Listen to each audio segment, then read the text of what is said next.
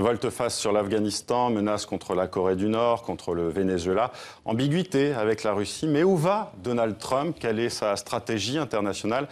Pour en parler, Roberto de Primis est avec nous. Merci à vous d'être avec nous. Vous êtes chercheur à la chaire Raoul Dandurand de l'UQAM, c'est l'Université du Québec à Montréal, et vous êtes un fin connaisseur des États-Unis. D'abord, Roberto de Primis, quand on voit Donald Trump ces dernières semaines, on a du mal à saisir sa stratégie en termes de politique étrangère, mais au fond, en a-t-il une? Peut-être justement parce qu'il n'en a pas, et c'est ça qui pose un problème, que ce soit aux États-Unis, mais aussi sur la scène internationale. Parce que l'ensemble des partenaires, les autres puissances, que ce soit la Chine, l'Inde, mais aussi le partenaire européen, l'Union européenne, ne comprend pas clairement, n'arrive pas à décrypter. Parce que Donald Trump, jusqu'ici, en environ 7 mois de présidence, prenait un ensemble de décisions, et puis le lendemain, ou alors même quelques heures plus tard, via un tweet, réorienter un peu sa politique étrangère. On l'a bien vu, ces derniers jours, il y a eu une prise de parole de la part de Donald Trump sur l'Afghanistan. Les choses pouvait s'éclaircir parce qu'il reprend quand même une guerre qui est oubliée de la part des Américains, même s'ils ont perdu quand même 2400 soldats au front en Afghanistan. Il a repris une guerre d'Obama, une guerre un peu plus vieille, mais sans donner plus de détails.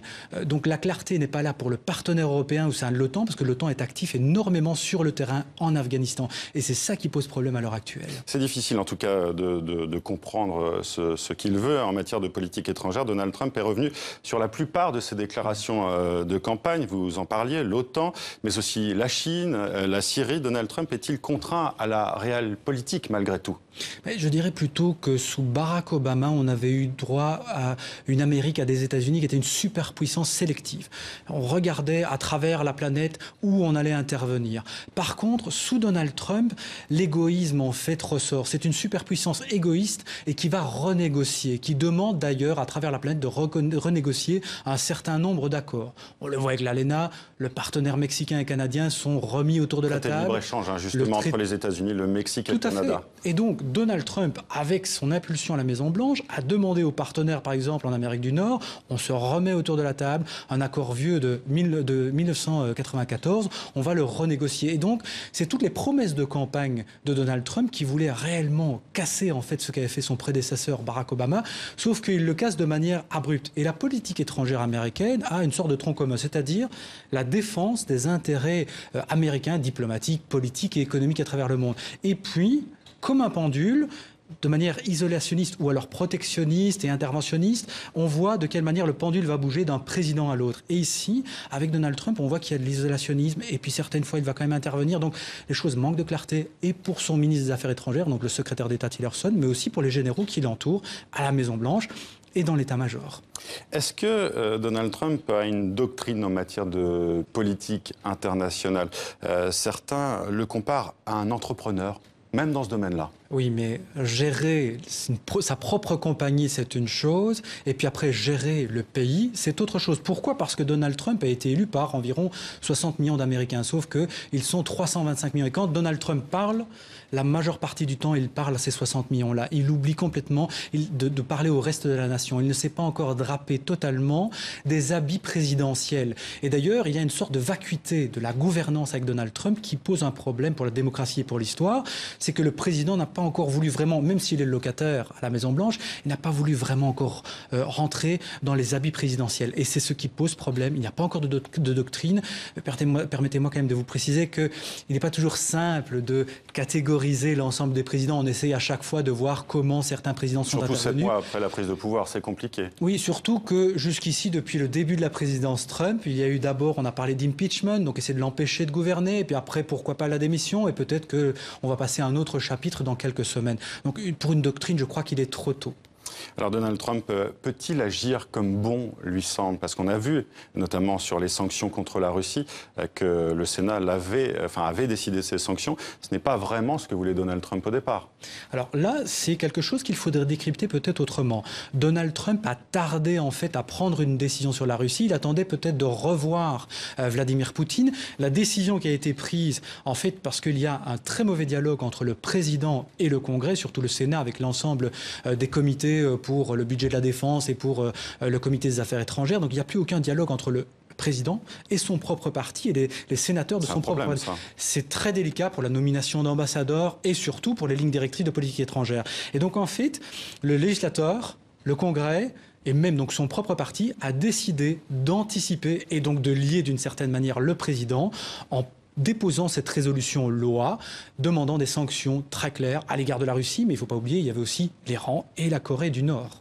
Est-ce qu'il faut craindre un possible conflit avec Donald Trump? Je pense évidemment avec ce qui s'est passé avec la Corée du Nord, ce qui s'est passé avec la Corée du Nord ces dernières semaines. Donald Trump a eu une diplomatie très agressive, oui. Presque un point de non-retour. Oui. Ce qui fait très peur, en fait, je vais utiliser un fait de politique nationale pour vous expliquer très clairement la politique internationale, où ça peut faire peur, où Donald Trump peut faire peur. Si on reprend Charlottesville, ce qui s'est passé il y a quelques jours avec les problèmes raciaux et donc un ensemble de statuts, en fait, oui, ces violences entre ces militants racistes et ces militants plus à gauche. Voilà, tout à fait. Qu'il a rangé dos à dos. Il n'a pas voulu juger au départ. Voilà, et c'est justement là que ça pose problème. Donald Trump pose problème dans son incapacité. C'est vraiment, il a des problèmes avec ses réflexes et les idées qu'il peut avoir sur le moment même pour prendre une décision. Donc imaginez dans la crise de Charlottesville, mais imaginez dans une situation où il y a des missiles, où ce sont des puissances qui sont l'une contre l'autre. Donc ça peut faire très peur. Dans le cadre de la Corée, je doute très sincèrement qu'il puisse y avoir dans les prochaines semaines ou dans les prochains mois un affrontement, tout simplement parce qu'il y a déjà sur le plan de la cybersécurité et de la cyberattaque, il y a un travail qui est fait en sous-marin par en fait les forces armées militaires et de cybersécurité américaines à l'encontre en fait des autorités nord-coréennes. Mais on dit que c'est compliqué parce qu'il y a très peu de connexion Internet en Corée du Nord. Voilà, c'est très vrai, mais aussi l'ensemble des partenaires de la région, sud-coréens, les Russes aussi, il ne faut pas les oublier, mais les Chinois demandent très clairement à Donald Trump, il faut calmer le jeu, nous n'avons pas besoin de ce genre de conflit dans la région. Et sur la menace d'intervention au Venezuela, est-ce qu'on peut le prendre au sérieux? Mais si vous remarquez, à chaque fois, Donald Trump ne joue qu'à la menace. Il menace ces derniers jours, en fait, de shutdown. Donc, c'est-à-dire que le budget, par exemple, du gouvernement soit coupé, que le gouvernement n'ait plus d'argent. Il est en train de menacer, en fait, tout le monde à Washington. Et il fait la même chose, en fait, sur la politique étrangère et sur la scène internationale. Il menace tout le monde. Il les menace de temps à autre avec la force de frappe commerciale des États-Unis pour les remettre à la table de négociation. J'en parlais il y a quelques instants avec le traité de libre-échange ALENA, donc nord-américain. Mais il ne peut pas faire ça avec tout et avec tout le monde. Donc je doute que la force de frappe de Donald Trump soit infinie de ce côté-là. Alors vous parliez tout à l'heure des relations avec l'Asie, avec la Russie ou encore avec l'Europe. Quelle vision le président américain a-t-il du continent africain ? C'est là justement que ce continent est un parent pauvre. Parce que si on reprend sur le continuum du temps, on reprend Bush fils, on reprend Clinton et Barack Obama, même s'il y avait énormément d'attentes pour Barack Obama, il y a très peu de paroles qui restent pour l'Afrique. Et il y a très peu de focus de la part du président Trump. Durant la campagne électorale, on n'a pas du tout entendu parler de l'Afrique dans les paroles ou les discours de Donald Trump. Là, depuis les 7 mois de la présidence Trump, il y a eu 2 appels. Le premier, c'est au président Zuma, donc le sud-africain, parce qu'en fait, il y a environ 600 entreprises américaines qui commercent et qui travaillent énormément sur le sol sud-africain, et avec aussi le président nigérian. Du Nigeria, pardon. Pourquoi ? Parce qu'il y a des hydrocarbures et donc il faut sécuriser la voie énergétique des États-Unis. Et il y avait un deuxième point, c'est le contre-terrorisme qui intéresse énormément Donald Trump pour Boko Haram. Et donc il fallait arriver à signer un deal militaire pour un ensemble d'armes américaines pour le gouvernement du Nigeria. Assez rapidement, Roberto De Primis, est-ce que Donald Trump peut continuer ainsi? Est-ce qu'il peut démissionner, selon vous? Démissionner, j'en doute. Je crois qu'on va devoir s'habituer, à moins qu'il y ait un rebondissement énorme dans l'enquête sur la Russie dans les prochaines semaines et les prochains mois.